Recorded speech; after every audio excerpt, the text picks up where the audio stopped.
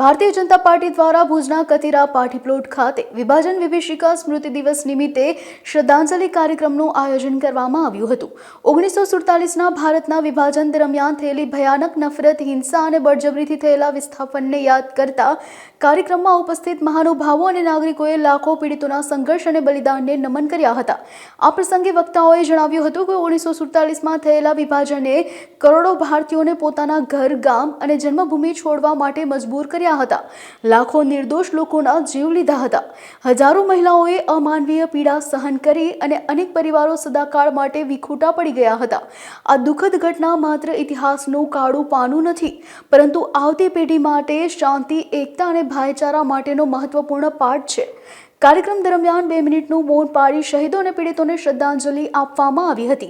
સાથે જ યુવાનોએ દેશની એકતા અને અખંડિતતા જાળવવા માટે સંકલ્પબદ્ધ થવાનો સંદેશ આપવામાં આવ્યો હતો। આજે ભારતીય જનતા પાર્ટી કચ્છ જિલ્લા દ્વારા અત્રે 14મી ઓગસ્ટના આજે વિભાજન વિભીષિકા સ્મૃતિ દિવસની એક કાર્યક્રમ અત્રે કરવામાં આવ્યો હતો। આ કાર્યક્રમમાં અમારા પ્રદેશમાંથી જે વક્તા તરીકે શ્રી હિતેશભાઈ ચૌધરી, જિલ્લા પંચાયતના સન્માનીય અધ્યક્ષ જનકસિંહજી જાડેજા, ધારાસભ્ય પ્રદુબનસિંહજી, પૂર્વ ધારાસભ્યો, અમારા જિલ્લાના મહામંત્રીઓ, સૌ કાર્યકર્તાઓ આજે આ સ્મૃતિ દિવસ નિમિત્તે મોટી સંખ્યામાં નગરજનો ઉપસ્થિત રહ્યા।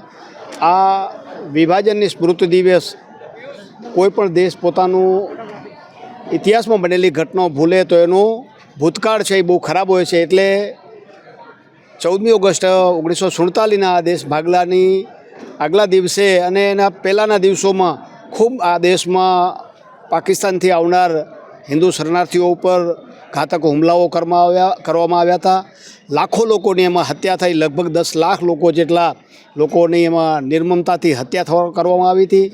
બહેનો સાથે અમાનવીય વ્યવહાર, બાળકો સાથે આ પ્રકારની જે ઘટના બની એ અહીંયાનો સમાજ એ ન ભૂલે, ફરી ઇતિહાસમાં આવી ઘટના ન દોહરાય એટલા માટે સમાજે સંગઠિત રહી અને સમાજ આખો આ ઘટનાને યાદ કરી અને આ વિભાજનની ત્રાસદીને યાદ કરીને ભૂતકાળમાં આવી કોઈ ભવિષ્યમાં આવી કોઈ ઘટના ન બને એના માટે સમગ્ર સમાજ સાવચેત રહે એટલા માટે આ દેશના સન્માનીય વડાપ્રધાન નરેન્દ્રભાઈએ એક બાજુ વિકસિત ભારતની વાત કરી છે, 2047માં ભારત દુનિયાનું સૌથી શક્તિશાળી રાષ્ટ્ર બનશે, પણ સાથે સાથે આ વિભાજનની વિભીષિકાને ન ભૂલીને સમાજ જાગૃત અને સંગઠિત રહીને ભવિષ્યમાં આ જે પ્રકારે દેશના ભાગલા પડ્યા એવા ભાગલા ફરી ન બને, ફરી સમાજ જાગૃત અને સાવચેત રહે એટલા માટે આ વિભાજન વિભીષિકાની દિવસની એ ઉજવણી અત્રે ભારતીય જનતા પાર્ટી કચ્છ જિલ્લા દ્વારા કરવામાં આવી હતી। અને એ નિમિત્તે એક જે વિભાજનની ત્રાસદીને લઈને જે તે વખતના વર્તમાનપત્રો અને ફોટાઓ દ્વારા જે એક પ્રદર્શનીનું આયોજન પણ અત્રે કરવામાં આવ્યું છે।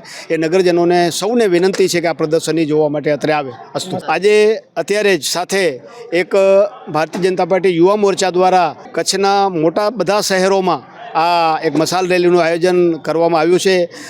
સાથે સાથ આપણા શહેરોમાં આ પ્રકારની મસાલ રેલી થવાની છે। અહીંયા ભુજમાં પણ અત્યારે આ કાર્યક્રમ પછી મસાલ રેલી થવાની છે, એમાં સૌ કાર્યકર્તાઓ ભાગ લેવાના છે। આદરણીય વડાપ્રધાન મોદી સાહેબે 14મી ઓગસ્ટ 2021થી વિભાજન વિભીષિકા સ્મૃતિ દિવસ મનાવવાનું નક્કી કર્યું, એ અનુરૂપ આજે કાર્યક્રમ હતો। ખાસ કરીને દેશ સ્વતંત્ર 15 ઓગસ્ટ 1947ની અંદર થયો અને આ દેશને ખૂબ પ્રગતિ કરી છે। 75 વર્ષ પૂરા થયા, 75થી લઈને 100 વર્ષનો એટલે કે અમૃતકાળ જ્યારે આપણે નિભાવી રહ્યા છીએ, અમૃતકાળની અંદર જ્યારે છીએ ત્યારે આ દેશ અનેક રીતે આગળ વધ્યો છે અને અનેક સાથે સાથે પડકારો પણ છે। પરંતુ જે દેશ પોતાનો ઇતિહાસ ભૂલતું હોય છે તો સમયાંતરે દેશ અને એનો સમાજ પણ નાશ પામતો હોય છે।